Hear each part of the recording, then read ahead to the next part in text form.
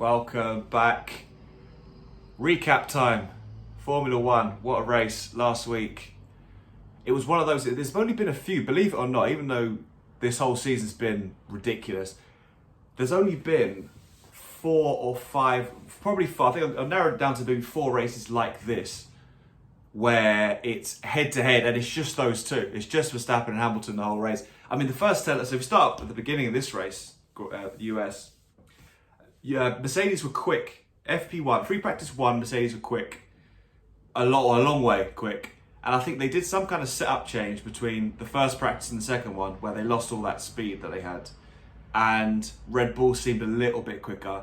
Qualifying, Max was on pole, Hamilton was second. Perez, for the first time in forever, decided he was quick this weekend. He could have had pole, but they had a bit of rain towards the end of his qualifying lap. So he ended up third. Bottas took a penalty. Again, they're taking a lot of injury penalties. He ends up 9th. So off the line, I mean, it's weird because I think this is one of the few tracks, without having gone through all of them, this is one of the very few tracks where pole position normally should be, I don't know if they actually do this on purpose or not, but it should be the most advantageous line. So when they all go off the line, if everything's being equal, it should be comfortable for pole position to get round the first corner. But this track is literally the opposite of that. Pole position is on the right-hand side, and it's a sharp left-hand turn off of turn 1. So the idea being you're gonna have to come across the racing line to make the corner. So if the guy on the inside is going quite quickly, you're not going to be able to get across him. And that's exactly what happened in the race. Hamilton got a great start. Max pushed all the way to the edge, and then he had to actually go and try and make the corner. So Hamilton just got in front. Luckily for Max, Perez was right behind. If Bottas was right behind Max, it would have been a different race completely. So that was the key. That was basically the whole race. The two essential parts of the race for me, certainly from the beginning, was that Perez was third behind Max after turn 1. So if it's anybody else apart from Perez, Max would have had to stay behind them. But because it was Perez in front of him, Perez literally pulled off the gas and let Verstappen go into turn like 3, 4, and 5. So that was key. That was absolutely key. If it was any other situation where normally Perez isn't third, so this was like a perfect storm. There's going to be a few of those for Max in this particular race. So that was the first brilliant piece of, well, not really luck. I mean, Perez put it in third and was close into turn 1 and 2. So that was really good for Max, really good for Red Bull, having Perez there. So Perez could obviously sit behind Max, and Max could chase after Lewis. Those first 10 laps were, again, nothing that I've seen. I have not seen this too often, certainly between these two. I've not really had, Max and Lewis be so close to each other. I mean, they've normally been between 1.5, 2 seconds, 3 seconds away from each other. But they were within 1 second for the first 10 laps. Non-stop. And I think Lewis was probably struggling more because the way the car setup was, the rear end was sliding a lot. They had a lot less grip than Red Bull did. And Red Bull pitted early from behind. So Mercedes had to go long. So if they pitted the very next lap, they'd have lost their position for sure. And then they're just following. And following, as you've seen, is hard to do. I think all season long, that's probably one of the keys that I've seen, or that everyone's seen. You can't follow very well, and that's why the next year and the years on from there, that's where Formula One's going to change, because obviously they've made the car, they've redesigned the whole cars, so you can follow right behind. But now this is the final season where you can't really follow. If you're close, within half a second lap time, maybe 3/4 of a second, you need a really good opportunity to overtake. You can't just drive up behind them and go, because when you're behind them, your tyres heat up, all the dirty air from the car in front is just going to melt, literally I suppose, melt your tyres. You're going to start sliding all over the place. Even if you're quicker, you're just not going to get the traction you need to follow cars, especially in America where there's a lot of tight corners. So then Lewis pitted a few laps after Max and ended up, 6 or 7 seconds behind. And then he chased that lead down for a while for the next, 15 or so laps until Max pitted early again, which is early in the sense that the tyres shouldn't really, it's going to be tough to get the tyres from when Max pitted all the way to the end. It was going to be very difficult given that you've got a fast Mercedes behind you. So again, they left Lewis out longer to sort of do more laps to have fresher tyres at the end. It wasn't to be quicker. So the two pit stops that they did, the first one and the second one, after those pit stops, Max was obviously the first one to pit out of those 2 times. Lewis was out longer in first position, but he was slower than Max was. So Max was gaining time, but then when Lewis pitted, he'd have fresher tyres to chase Max down in those after the pit stop. So that was the key. So the target was 18 laps. So they've had it 4 times. I'll go into at the end which race we've had so far. But this is another one of those situations where someone pits, fresh tyres, chase the leader down. And it was 18 laps. It was about 8 seconds, which is a lot lower than previous chase downs. And it was going on at quite a pace all the way to about lap 50 when it got to about 1.7. So it was like a couple of tenths. Then there's a few laps where it was like a second, 6 tenths, 7 tenths. And then Lewis was right behind Max with about 6 laps to go. And then there was 2 key laps. It was lap 51 and 52 where, for me, that was 2 of the best laps Max has ever done, certainly to this point. So 2 of the most important laps he's ever done for sure. So Lewis was 1.9 seconds behind, and he's ready to take another 3 tenths, another 3 tenths, and soon you're going to be in DRS.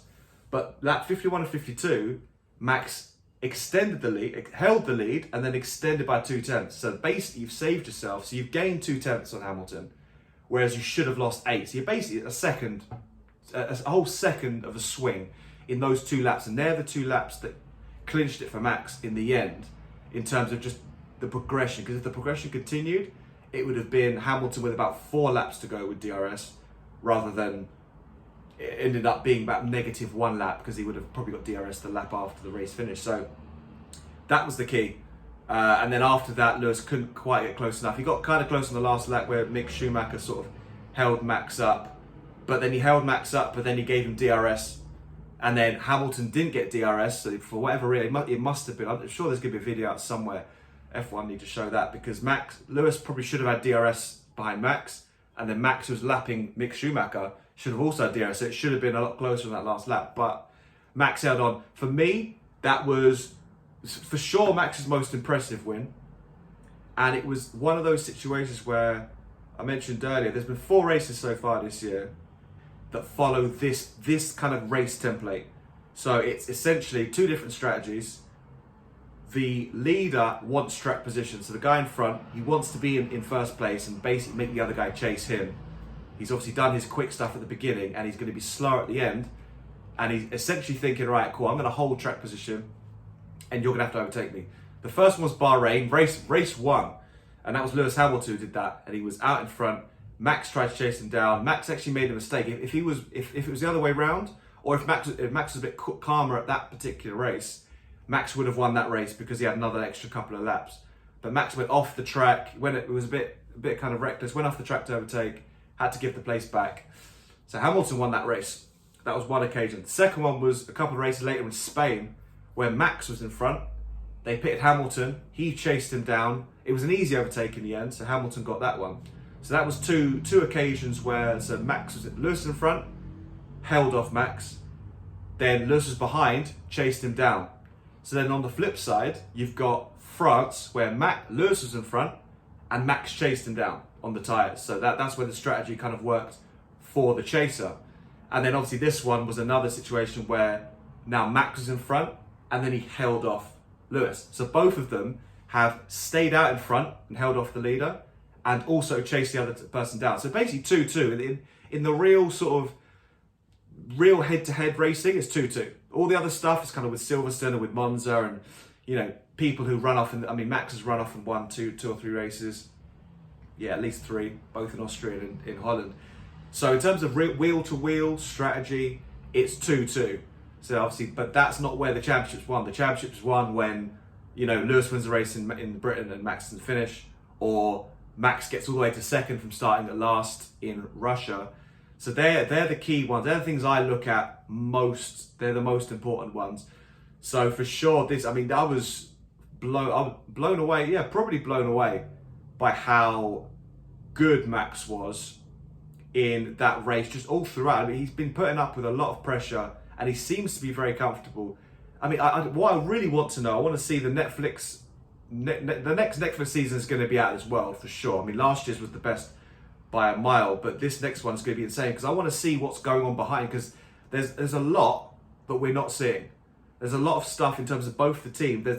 We see like Red Bull being quick on this weekend, Hamilton, stuff that Hamilton says, and generally Mercedes, the stuff they're saying is they believe they're on the back foot, the underdog kind of stuff. But I need to know why that is, because we don't know why that is yet. Obviously, you come to the start of the season, Mercedes won 7 in a row, Red Bull kind of trying to challenge, and suddenly Red Bull are really good, and Mercedes aren't, and suddenly it's, Max getting the upper hand on Hamilton more often than not. So we need to find out why that is. It's not just a case of they've got a faster car. There's a reason why Mercedes are where they are, and there's a reason why Red Bull are where they are, and I think there's a lot to do with next year's car development, and maybe Hamilton's losing it. Maybe Max has really arrived as a top driver. Maybe there's a lot of things behind the scenes, engine reliability. There's a lot of things that we're not seeing that Netflix will show us a bit more than the TV shows us and the reporters show us.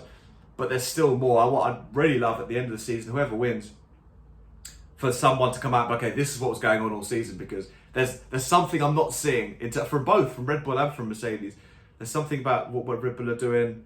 How much are they developing this year's car versus next year's car? I think that's the key one for me, is who's developing this year's car more and who's developing next year's car more, and how much did the regulators, if you're with me from the beginning, my first video on this, how much did the regulations in terms of the rakes or the positioning of their cars, how much did that affect Mercedes? Because the whole point of the regulation change was to penalise, in layman's terms, penalise the cars who are more flat to the ground. So Mercedes and Aston Martin are more flat to the ground, so they lost a lot of time at the beginning of the season because the rules they checked, because the FIA changed the rules. Whereas the teams are more like that, more pointed up, more pointed to the floor, so to speak, like Red Bull, gained a massive advantage because the aero rules changed. So it'd be fascinating to see how much of that has played into this season for me. That'd be the main thing. And then obviously I think what is undisputable is Max. At the minute, Max is the best driver in the world, for sure. So Lewis has had a lot of opportunities, and he seems to be making not mistakes, but he seems to be coming off second in a lot more opportunities than Max is. Now, whether that's down to the car or the driver, it's unknown. But I guess if you look further back, Bottas for the most of the season has been kind of average, and so has Perez. So it's hard to know whose car is actually better. But Max clearly is racing. This season, Max has been the best driver for sure, without a doubt. Hamilton, I think, used his experience and the team's confidence early on, got some wins. But after Spain, when it got to Monaco, when Hamilton had a bad weekend in Monaco, it's from then until Silverstone, it was all Max. And then it was kind of a bit of a dodgy period. And I think now it's swinging towards Max. This one was what I said Lewis had to win. It's 12 points now.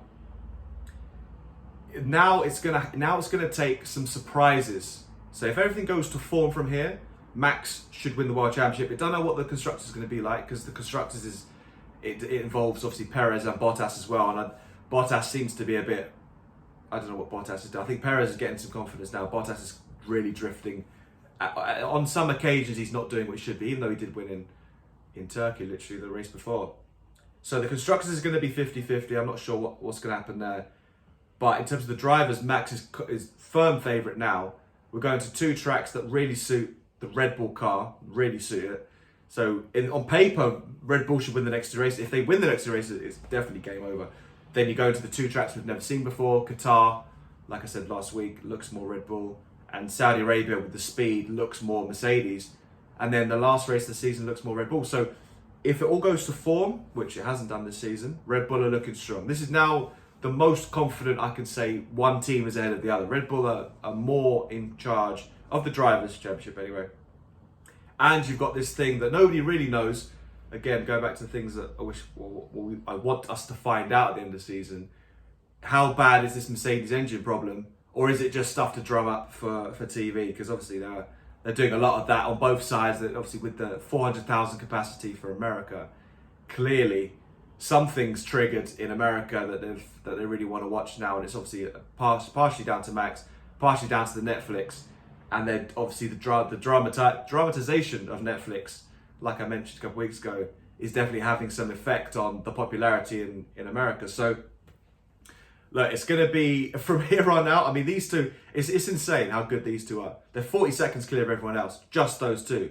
And someone in the same car as the leading car was one of those in 40 seconds behind. So Max and Lewis are on a different level completely, which tells you everything you need to know about Max, for sure. But obviously Lewis is still hanging on. He's still 36 years old, I think.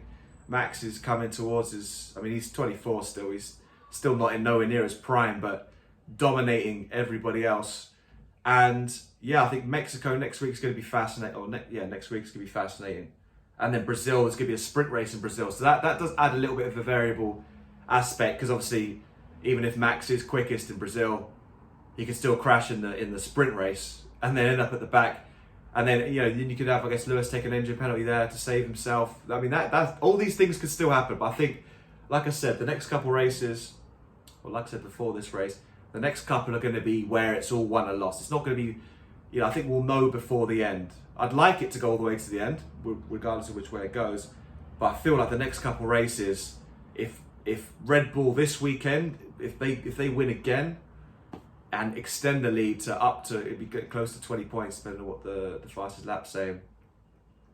20 points is massive. Then you're hoping for a real momentum shift the other way, which I don't think is going to happen, because you're not going to get that much car development. So yeah, advantage Red Bull is the summary, and Max is the best driver in Formula One right now. That's another summary. They're two bite-sized bits, but yeah, I can't wait. Next week in Mexico. Mexico's a cool race. I like Mexico. And Brazil's really historic, really nice track. Always good racing there. So 5 to go. We're going to keep going. We're going to do this every single week, and it's going to be a lot of fun. So yeah, if you enjoyed the video, slap the like, tell your mates about it. I'll be doing this for the rest of the year, obviously, and going forward. So the more Formula One fans, the better. And check out my other stuff as well. See you.